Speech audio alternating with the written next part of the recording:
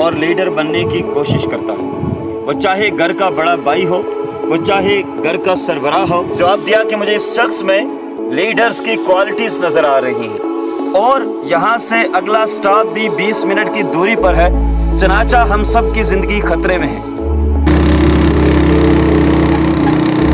السلام علیکم and welcome to my YouTube channel Abdul Online where Abdul is always online۔ آج ہم یہاں پر جا رہے ہیں جی چیوڑا۔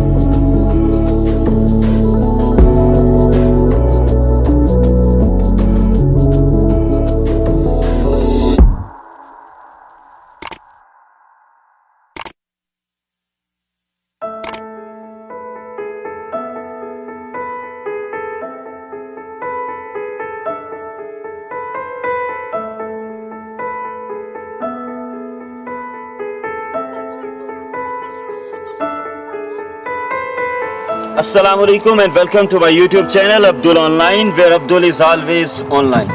روئے زمین پر موجود ہر شخص کہیں نہ کہیں اپنے لیڈرشپ کو نوٹ کرتا ہے اور لیڈر بننے کی کوشش کرتا ہے، وہ چاہے گھر کا بڑا بھائی ہو، وہ چاہے گھر کا سربراہ ہو، یا وہ کسی ادارے پر کام کرنے والا شخص یا کسی ادارے کا سربراہ ہو۔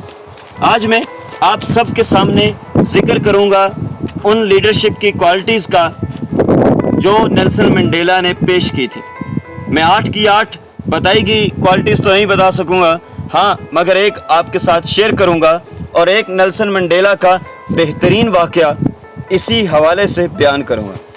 بٹ سر دست میں آپ کو جوزف سٹالن کا ایک ایسا واقعہ سناؤں گا جو آپ کو بتائے گا کہ دراصل ایک لیڈر میں یہ خوبیاں نہایت ضروری ہیں۔ جوزف سٹالن سوویت یونین کا سربراہ تھا اور یہ ایک بہترین ڈکٹیٹر تھا۔ یہ شخصی حکمرانی کو پسند کرتا تھا۔ اس شخص نے لاکھوں لوگوں کے سر کٹوائے، اس نے لاکھوں لوگوں کے اعضاء کٹوائے، اور پھر اس شخص نے لاکھوں لوگوں کو جلا وطن بھی کر دیا۔ ایک دفعہ جوزف سٹالن ماسکو کے ایک تھیٹر میں گیا اور وہاں پر ڈرامہ دیکھ رہا تھا۔ جب ڈرامہ اینڈ ہو گیا تو اس تھیٹر میں موجود ڈرامہ کے آرٹسٹ نے سٹیج پر جوزف سٹالن کو بھی بلا لیا۔ انہوں نے کہا کہ آج ہمارے ساتھ موجود سوویت یونین کے سربراہ ہیں، یہ نہایت اچھے انسان ہیں اور اس لیے ہم انہیں سٹیج پر آنے کی دعوت دیتے ہیں تاکہ وہ آپ سے گفتگو کر سکیں۔ جوزف سٹالن سٹیج پر آیا، لوگوں نے تالیاں بجانا شروع کر دی۔ جوزف سٹالن خاموشی سے ان کو دیکھتا رہا۔ یہ تالیاں 1 منٹ تک چلتی رہیں۔ یاد رکھیے گا، تالیوں کے حوالے سے ایک کانسیپٹ ہے کہ اگر وہ 45 سیکنڈ تک بجیں تو اس کا مطلب یہ ہے کہ وہ آپ کے حق میں بج رہی ہیں، اور جب 45 سیکنڈ کے بعد بھی بجیں تو اس کا مطلب یہ ہے کہ وہ آپ کی ہوٹنگ میں تبدیل ہو رہی ہے۔ اب وہاں پر لوگ تالیاں تو بجا رہے تھے، مگر ان کا مقصد صرف یہ تھا کہ ہم جب تالیوں کو روکیں گے تو شاید ہمیں سزا ملے، اس لیے تالیاں بجائی جا رہی تھی۔ یہ 1 منٹ 2 منٹ نہیں، یہ 10 منٹ 20 منٹ تک تالیاں بجتی رہیں۔ جوزف سٹالن خاموشی سے سب کو دیکھتا رہا، یہاں تک کہ تالیاں 30 منٹ تک بجتی رہیں۔ اتنے میں ایک شخص نے تنگ آ کر ہاتھوں کو روک دیا اور اپنی جگہ پر بیٹھ گیا۔ اس کا ایسا کرنا تھا کہ لوگوں نے اس کو بھی دیکھا اور پھر اس کے مطابق اپنے ہاتھ بھی روک دیے اور یوں تالیاں رک گئیں۔ ایسے میں جوزف سٹالن نے اس شخص کو بڑی غصے اور بڑی حیرت سے دیکھا، اور پھر اس کے بعد کیا ہوا کہ اس جوزف سٹالن کی جو آرمی تھی اس نے اس شخص کو پکڑا اور اس شخص کو जिला वतन करके नाइजीरिया या किसी दूसरे मुल्क भेज दिया। किसी ने जोसेफ स्टॉलिन से पूछा कि आपने इस शख्स को जिला वतन क्यों किया, तो जोसेफ स्टॉलिन ने जवाब दिया कि मुझे इस शख्स में लीडर्स की क्वालिटीज नजर आ रही हैं। लीडर निडर होता है।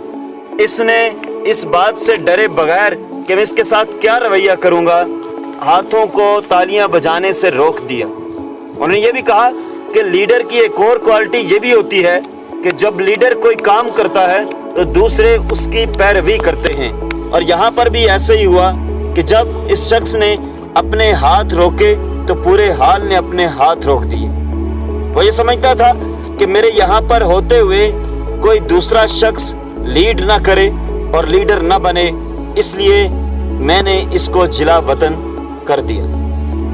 जोसेफ स्टॉलिन के इस वाक़ये के बाद एक छोटा सा वाक़या नेल्सन मंडेला को सुनाकर आपसे इजाज़त चाहूँगा।